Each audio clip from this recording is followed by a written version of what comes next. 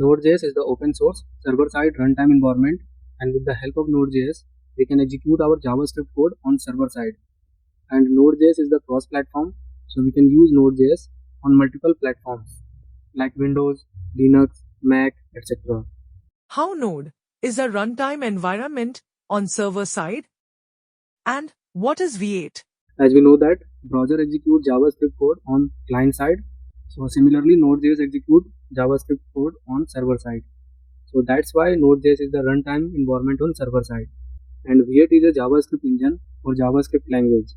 What is the difference between runtime environment and framework? So if you talk about the difference between runtime environment and framework, then firstly I am going to explain what is runtime environment. So runtime environment provides necessary infrastructure for code execution, includes services like memory management and input-output operations. And if you talk about framework, then framework simplifies the process of development, and in framework everything is predefined. So if you talk about framework, then there are multiple types of framework, like Angular is the framework, Laravel is the framework. So in the framework everything is defined, like model, view, controller, routes. So we have to keep all the models inside model folder, and we have to keep all the controllers inside controller folder. We have to keep all the routes inside route folder. So these are the frameworks. Okay. What is the difference between Node.js and Express.js? So if you talk about the difference between Node.js and Express.js, then firstly I am going to explain Node.js. So Node.js is the open source server-side runtime environment, and with the help of Node.js, we can execute JavaScript code on server side. And Node.js having multiple features like asynchronous, event-driven, non-blocking, single-threaded. And if you talk about Express.js, then Express.js is the framework of Node.js, which simplifies the process of building web applications and provides multiple features like middleware, routing, template engines, etc. So these are the differences between Node.js and Express.js. What are the differences between client side and server side? So if you talk about the difference between client side and server side, then in client side JavaScript code execute on browser, and in the server side JavaScript code execute on Node.js. And in the client side we use HTML, CSS, JavaScript, but in server side we only use JavaScript. And in the client side we use document, window, navigator, event, okay, but in the server side we use request, response. And server side is basically used to write business logic, and client side is basically used to create UI. So these are the differences between them. What are 7 main features of Node.js? So 7 main features of Node.js are single-threaded, asynchronous, event-driven, cross-platform, NPM, weird JavaScript engine, and real-time processing. So these are the 7 main features of Node.js. What is multi-threaded programming? Multi-threading, suppose we have a multiple task and they are executing in a parallel way and in a non-sequential way, so that is called multi-threading. And multi-threading can create deadlock scenario if we are not properly handling. What is the difference between synchronous and asynchronous programming? In a synchronous programming, all tasks execute one by one in a sequential way, and this is the blocking feature. And in asynchronous, all the tasks execute parallelly, and in a non-sequential way, all tasks execute independently here. So asynchronous is non-blocking. What are events, event emitter, event queue, event loop, and event driven? If any action happens, then that is called event, and the origin of action happens, so that is called event emitter. And in the event queue, all the event one by one added, and event loop picks up the event from event queue and execute in a sequential way that they were added. And if you talk about event driven, then all tasks execute on the basis of event, so that is called event driven. What are the main features and advantages and disadvantages of Node.js?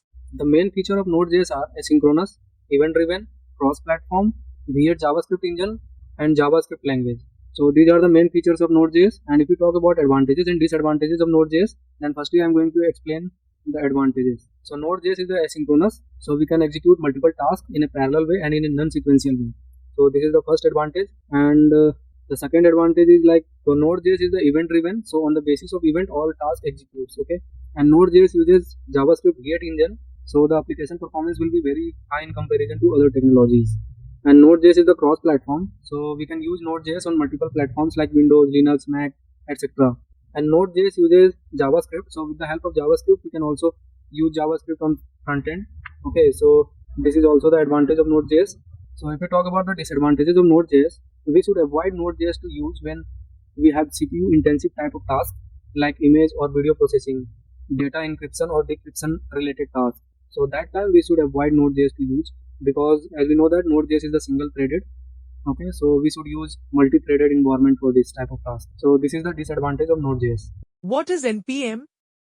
And what is the role of node_modules folder? So NPM is the node package manager, and it manages all the dependencies which is available inside our node_module folder. And node_modules folder contains all the dependencies. What is the role of package.json file in Node?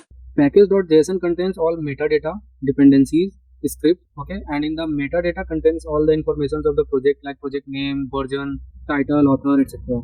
What are modules? And what is the difference between function and module? So if you talk about modules, then modules contains multiple things like functions, objects, variables, and we have to export that module and then just import, and then we can use that module, okay. And if you talk about function, then function is the a small piece of code that we can reuse again and again on different places, okay. So these are the differences between modules and function. How many ways are there to export a module? There are two ways to export a module. The first way is like we can use export and then write the name of the function or variable or object. And the second way is we can write module.export dot and then write the function name, variable name or object name and then equals, and then we have to pass the function, object or variable name. So these are the two ways that we can export our module. What will happen if you don't export the module? So if we don't export the module, then we'll not be able to access that module. How to import single and multiple functions from a module? If you want to import module, then we can use const module equals to and then write require and then pass the path of the module, okay. So with the help of that module, we can access the module. So just write module and then in the bracket we have to pass the module name, and if we are passing argument inside that module, inside that function which is available into the module, then we can use module dot and then write the function name and then we can pass the argument, okay, inside bracket. So this way we can import. What is module wrapper function in Node.js? As we know that we can write any variable like const data equals to message, but it is internally wrapped inside wrapper module function, okay. So that is wrapper function. What are the types of modules in Node.js? So there are three types of modules: built-in module, local module and third-party modules. What are the top 5 built-in modules commonly used in Node projects? Top 5 built-in modules are FS module, path module, HTTP module, OS module and event. So these are the top 5 modules. Explain the role of FS module and name some functions of it. FS is the file system which provide multiple methods to interact with file system. And if you want to use FS module, then we have to import const fs equals to require and then we have to use FS there, okay. And with the help of that FS, we can access multiple functions like fs.read file, fs.write file, fs.unlink, fs.read directory, fs.mkdir, fs.rmdir. If you want to read file, then we can use fs.read file and then we have to pass the file name there in the first parameter, and the second parameter we have to pass the type of the file like UTF-8 and all. And if you want to write file, then we have to use fs.write file, and in the write file the first parameter would be the file name and the second parameter would be the content data which we are going to write inside that file, and the third data would be the data type, okay, which we are going to save into the file. So yeah, so this is file system. Explain the role of path module and name some functions of it. Path module also provide multiple functions like path.join, path.resolve, path.parse, path.extension name, path.directory name, okay. So if you want to join two or more URL, then you can use path.join and then we have to pass the endpoints there, okay, two endpoints there, so it will be joined. And if you are going to use path.parse, then it will convert our URL to object, okay. And with the help of extension name, we can read the extension. Explain the role of OS module and name some functions of it. If you talk about OS module, then OS module is generally used to fetch the operating system informations like type, user info, CPU length, total memory, free memory. So yeah, this is OS module. Explain the role of events module and how to handle events in Node. Event module is used to handle event, and there are methods like emit.on. So with the help of .on, we register our event, and with the help of emit, we emit our event. So in the emit, we have to pass the event name, and in the on, we will get that event when it is triggered, okay, on the basis of that event name. What are event arguments? Event argument we used in event module. So in the second parameter, we pass our argument in emit. So suppose we have a method like .emit, and we are passing the event name is the first parameter and the second parameter would be the event argument, okay. and in the on method we will get that argument in the second parameter. Okay, so this is the event argument.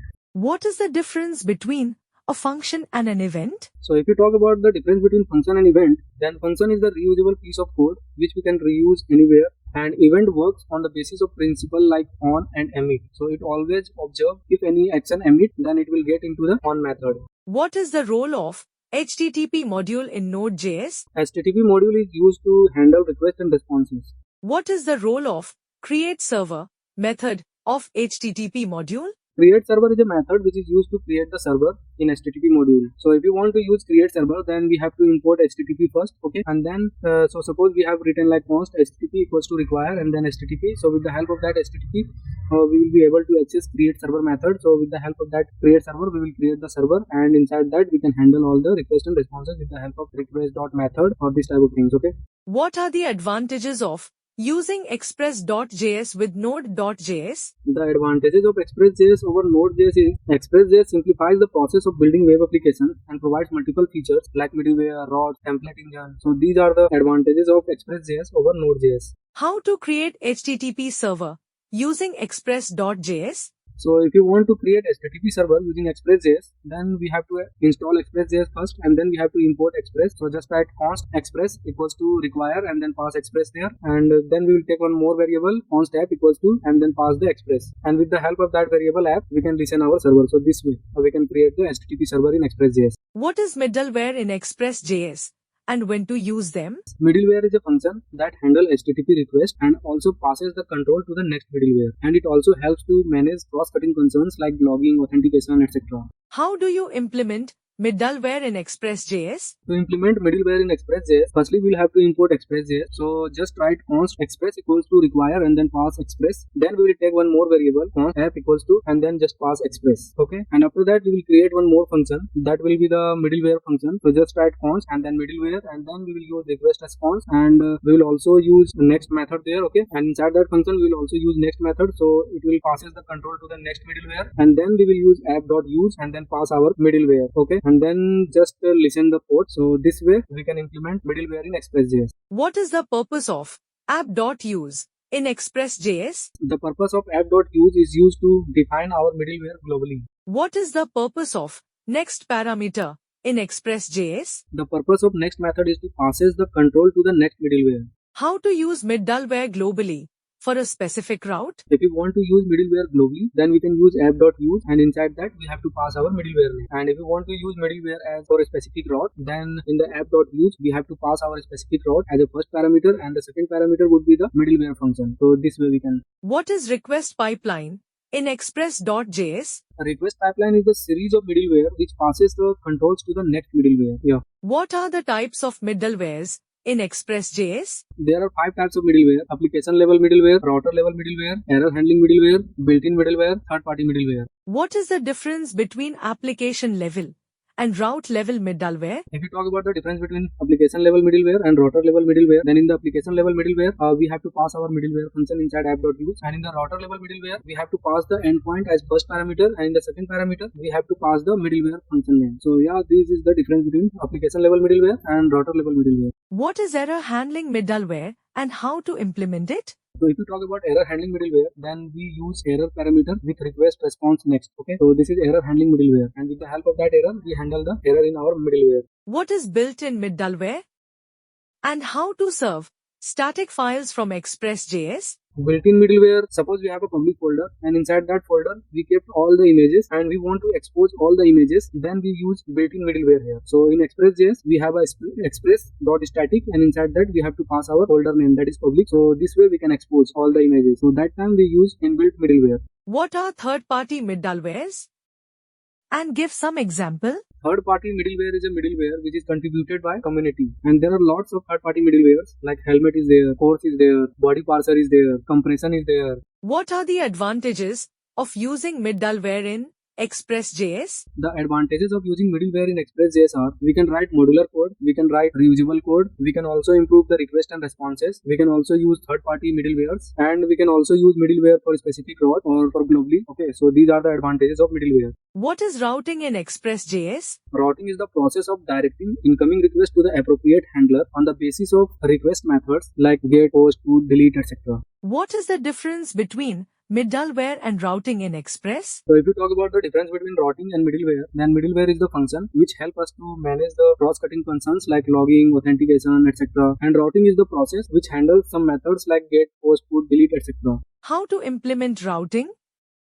And how do you define routes in Express.js? To implement routing, first we will have to install Express.js into our project and then just import Express. So just write const Express equals to require and then pass Express, and then we will take one more variable that is const app equals to and then pass our Express there. And with the help of app, we will get some functions like app.get, app.post, and in the app.get or post, first parameter would be the endpoint and the second parameter would be the request handler. Okay, request and response. So this way we implement routing into our project. How to handle routing in Express.js in real applications? To handle routing in Express.js in real application, we use object router. So for this, we have to create a separate page and then just import Express. Then we will take one more variable that is const router and then pass our Express. Okay, and then we will import a controller. And after that, we will use router.get, and inside that get method, we have to pass the endpoint URL as a first parameter, and in the second parameter, we have to pass our business logic method, which is available inside controller. So with the help of that controller, we will access that method, which we will execute when we will hit that endpoint. Okay, so this way we create object router and then we'll have to export that router, and then in the main page like app.js or index.js we have to use inside app.use. What are route handlers? So route handler is the second parameter which is available inside our route. Like we use app.get and then we pass as a first parameter is the endpoint of the URL and the second parameter request response. So that second parameter is the route handler. What are route parameters in Express.js? Request parameter, basically suppose we have a URL and over that URL we are getting any variable or value. Okay, so if you want to access that value, then we use request.param and then write the variable name, so we will be able to access that value. Okay, so this is request param. When we get the data over the URL, then that is called request param. What are router objects and router methods and how to implement them? If you talk about the difference between router object and router method, then in the router method, when we create a route, then it will be implemented. Okay, but in the router object, we have to create a separate file, and then we will have to import first Express, and then we will have to use express.router. Okay, and then we will have to export that router, and then we have to include into our app.use. Okay, into our main file like app.js or app.index.js file. So this is the difference between router object and router method. What are the types of router methods? So there are multiple types of router method: get, post, put, delete. So these are the router methods. What is the difference between app.get and router.get method? App.get is the example of router method and router.get is the example of object router. So in the method router, we don't need to export and we have to use. Okay, when we will declare, then it will be implemented. But in the router.get, we have to export and then we have to mention into our app.use in our main file. So these are the differences between app.get and router.get. What is route chaining in Express.js?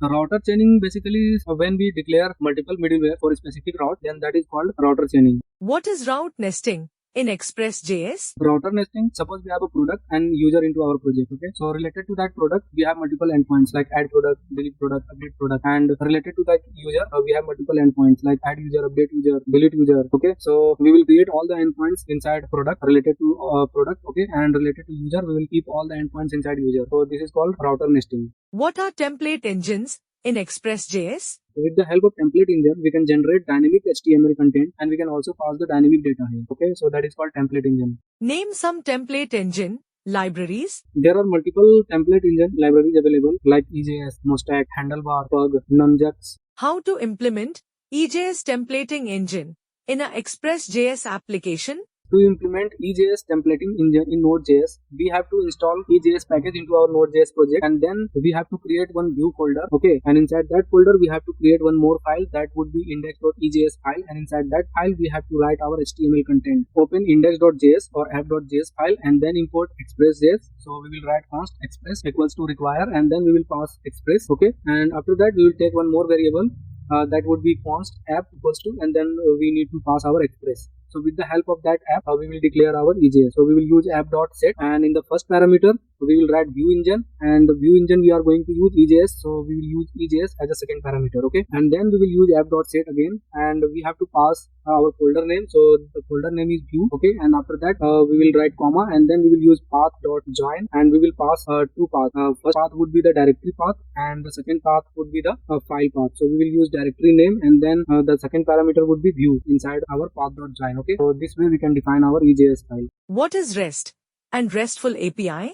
REST and RESTful API is the representational state transfer, and it provides multiple guidelines to create REST API. What are top 5 REST guidelines and the advantages of them? Top 5 REST guidelines are: API should be catchable, API should be stateless, so every time every request will be the new request. API should follow some architecture like MVVM, MVC, and the client side and server side should be separated. What are difference between REST API and SOAP API? If you talk about the difference between REST API and SOAP API, then REST API uses XML and JSON both, but SOAP API uses XML only. So REST API is very fast in comparison to SOAP API. And REST API uses protocols like HTTP, HTTPS, and SOAP API uses protocols like HTTP, SMTP, etc. And REST API is stateless, and SOAP API is stateful. So in the REST API, every request will be the new request, and in the SOAP API, every request will not be the new request. So these are the differences between REST API and SOAP API. What are HTTP verbs and HTTP methods? HTTP verbs and HTTP method both are same. Okay, and get, post, put, delete. So these are the methods.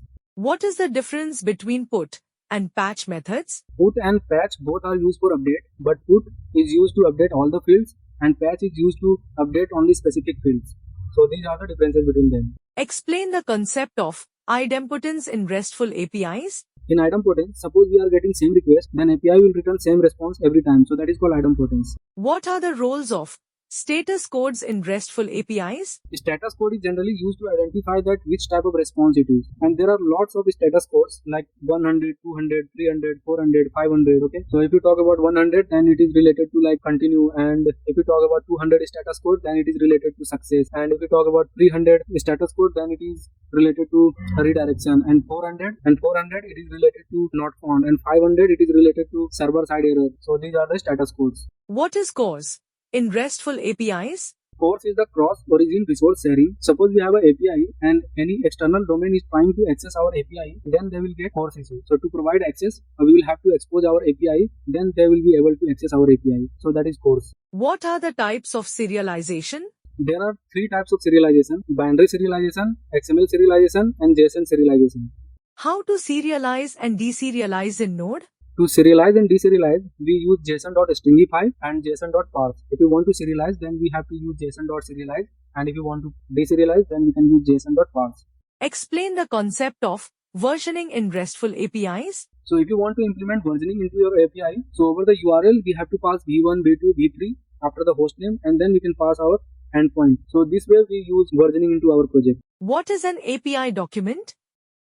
And what are the popular documentation formats? For API document, generally I use Swagger. Okay, so with the help of Swagger, we can document our API. So if you want to use, then we have to add the package of Swagger and then create the configuration file of Swagger. Okay, and then we have to create an endpoint where we are going to show all the documents of the API. So this way we can implement Swagger into our project. What is the typical structure of a REST API project in Node? So if you know about the folder structure, then we can create model, controller, route, utils folder. And we can also create one more file that would be .env file, and we can keep all the privacy keys there. So these are the folder structures generally we follow. What is the role of hashing and salting in securing password? For hashing and salting, generally we use bcrypt.js library. So we have to add that library into our Node.js project, and bcrypt.js basically we use for encrypt and decrypt our data. So if you want to encrypt that password, then we have to pass the password, and the first parameter would be the password. So we will use bcrypt.hash, and in the first parameter we will pass the password, and the second parameter would be the length of the password. Okay, so this way we can encrypt the password. And if you want to create salting, then we have to pass the random string into the second parameter. So this way we can achieve hashing and salting. What is error handling and how many ways you can do error handling in Node.js? Error handling is the process which handles the abnormal behavior happens with our code. And there are multiple types of error handling. We can use try catch without async and await. We can also use try catch with async and await. We can also use promises to resolve the error. We can use resolve and reject there. And for globally, we can use .then and .catch. And we can also use error first callback. So with response and request, the first parameter would be error. So on the basis of that error, we can handle our error into our code. How can you debug Node.js application? To debug our Node.js application, generally we use Chrome DevTools and Node.js Inspector, and we can also use console.log and Visual Studio. Code debugger also we can use for debug our application.